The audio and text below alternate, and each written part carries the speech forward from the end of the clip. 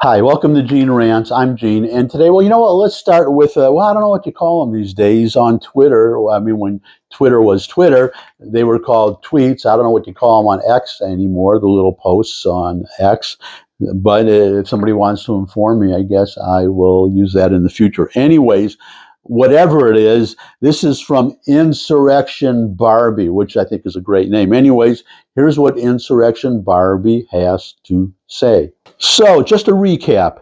We were told that it's impossible to restructure global trade without triggering a recession. We were told that military recruitment is never going to go up and we just have to deal with it. We were told that in order for the border to be fixed, we need to pass comprehensive immigration reform and spend like $17 billion. We were told that NATO countries would never agree to pay 5% of their GDP.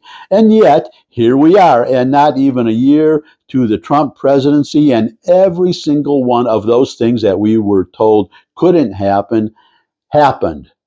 It's really hard to make the argument that the people in charge before weren't trying to screw up this country when you see the kind of results that we are seeing now. I agree with that totally, but that's not the whole point. The other point is the one, or the rest of the point, which is what I want to make now, is who told us all these things? Who told us all these things that couldn't happen, that have happened? And the answer is simply experts. Experts told us all these things. The experts told us all these things couldn't happen. Trump said they could happen. Who was right, Trump or the experts? I would score this Trump 1, experts 0, which, well, it shows the wisdom of the founding fathers when they wrote the Constitution and put us, the American people, in charge of governing the country, deciding who would govern the country and how they would govern the country. And if they don't govern the way we think they should, then we throw the bums out. So that shows the wisdom. In fact, I'm reminded of something that William F. Buckley, the famous conservative commentator, once said. He said that he would rather be governed by the first 100 names in the Boston phone book than by the faculty of Harvard. And what I just shared with you, that pretty much bears this out. But I'll just go on to from now on, I would, and I have another vlog kind of in the works. I don't know if I'll get around to it, but the climate alarmists, another, predictions by experts that we're going to burn to a cinder if we don't spend trillions of dollars fighting carbon emissions or climate change or whatever. That's in the dumper too, but that's for another day. What I want to just end on today is another, whatever they call them on X these days, and it's simply a list of Trump's successes. Trade deal with Europe, trade deal with Japan, record high NASDAQ and S&P 500, lower inflation, largest middle class tax cut in history, $4 trillion in new private sector CapEx, that would be capital expenditures, investments that American companies make in their own companies, and as opposed to making the investment in China or some other country.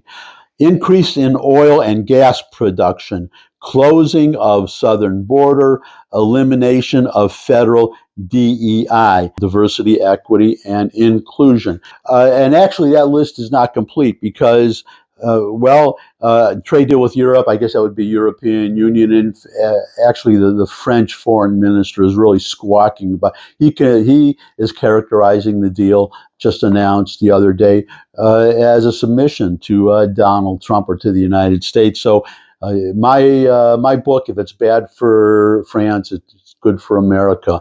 And let's go through here.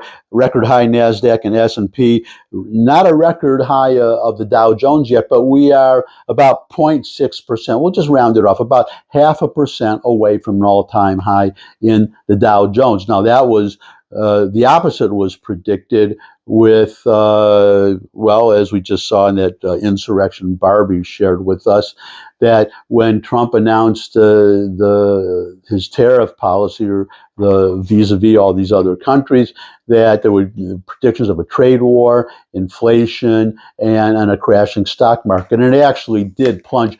If you bought on the day that the Trump announced those tariffs, when he held up, the little chart with the tariffs, and which, a little aside about that, they were very, very high, and the market panicked. So my point was that if you bought on that day, you made out like a bandit ever since. But obviously, no country that I'm aware of is paying anything near those tariffs. That's what Trump does. I've mentioned in the past, I am, well, I still have my real estate license. I'm kind of like a semi-retired real estate broker. And by chance, I was real estate broker in New York, where Trump made his fortune, most of it, or got his rise. And that's the way negotiations do. I mean, when you're negotiating with a landlord, they always come in with a higher price, and the buyer or the renter comes in with a lower price, and then they meet somewhere in the middle. That's just the way they go. So the negotiations do go. So he came down way, quite a bit from his the higher initial amounts, and the Europeans came up, and supposedly we're both happy, unless you're the foreign minister of France. What else can I add here? Increase in oil and gas production. Well, part of that, remember, Biden was going around begging Saudi Arabia and Venezuela, of all countries, trying to get them to increase energy production, oil production, instead of doing it here, which we we now know we're perfectly capable of doing. We are now exporting energy, and in fact, in this deal with the EU, they have committed to buy 750 something, I believe it is, $billion of I believe it's natural gas, LNG, from us. But anyways, to buy from us and not from Russia, which helps Ukraine and hurts Russia, because that was one of the ironies, that Europe was sending aid to Ukraine, but what they were paying in oil to buy energy from Russia was more than the aid they were sending to Ukraine. So you figure that one out for me. So there you go. Let me see. Go on this. Oh, okay. So $4 trillion in private sector capital expenditures. So not on this list is, I believe it's $7 trillion.